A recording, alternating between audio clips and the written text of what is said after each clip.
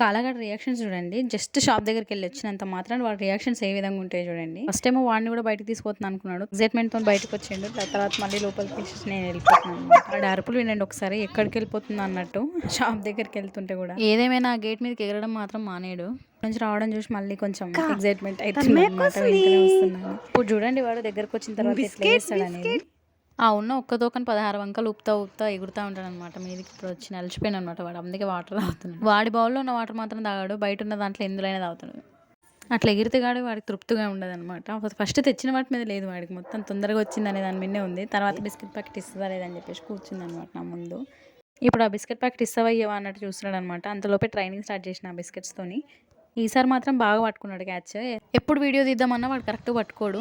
Normal అప్పుడు మాత్రం పట్టుకుంటాడు. వాడికి కొంచెం ఓపిక తక్కువనమాట. వాడిని కొంచెంసేపు వెయిట్ చేపించినామంటే మామూలుగా చేయడు. ఎగురడం ఇదంతా అయిపోయాక నా కుర్కురే ప్యాకెట్‌లో కూడా వాడు పాలు కావాలంటాడు. ఇదనమాట. కాల కోసం సబ్స్క్రైబ్.